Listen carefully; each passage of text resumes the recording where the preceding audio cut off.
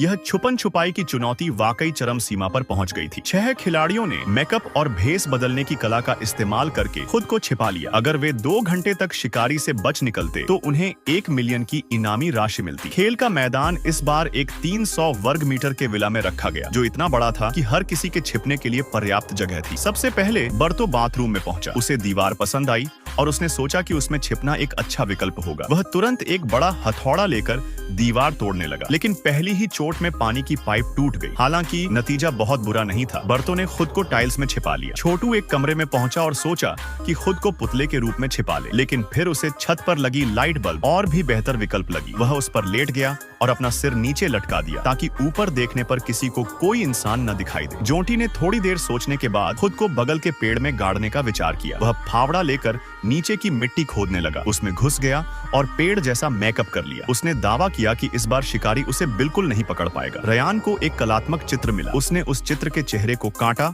और उसमें अपना चेहरा फिट करने का सोचा। काम खत्म होने के बाद उसने अपने चेहरे पर पूरी तरह मेकअप किया और बखूबी छिप गया। लाली को बाहर बास्केटबॉल का भंडार मिला। उसने सोचा कि अपना सिर बास्केटबॉल जैसा बनाकर उसमें छिप जाए। उसका भेस इतना कमाल का था कि उसे पहचानना बेहद मुश्किल था। पीलू ने होम थिएटर ढूंढा और वहां एक छेद बनाकर अपने सिर को पॉपकॉर्न के डिब्बे में छिपाने का सोचा। उसने तुरंत अपने चेहरे पर मेकअप किया और खुद को पूरा पॉपकॉर्न जैसा बना लिया। जब सभी लोग छिप गए तो शिकारी भी मैदान में उतरा, लेकिन उसने मुख्य दरवाजे से नहीं बल्कि खिड़की तोड़कर एंट्री ली। साथ ही उसके पास एक सैनिक डिटेक्टर भी था। उसने किचन में तलाश शुरू की, लेकिन उसे कोई नहीं मिला। गुस्से में उसने कूड़ेदान को लात मारी, जहाँ उसे एक दीवार पर चिपकाया गया वॉलपेपर मिला, जिसे हरित ने फेंका था। शिकारी ने उसी सुराग से हरित की छिपने की जगह ढूंढ निकाली। इसके बाद शिकारी ने घर में और तलाश शुरू की। उसे एक मम्मी दिखी तो लगा कि कोई उसमें छिपा है, लेकिन खोलने पर उसमें केवल पुतला निकला। गुस्से में उसने तोड़फोड़ शुरू कर दी। उसी समय पीलू के पास से पॉपकॉर्न का एक डिब्बा गिर गया। आवाज सुनकर शिकारी उस कमरे की ओर दौड़ा, लेकिन वहां की हर चीज छानने के बाद भी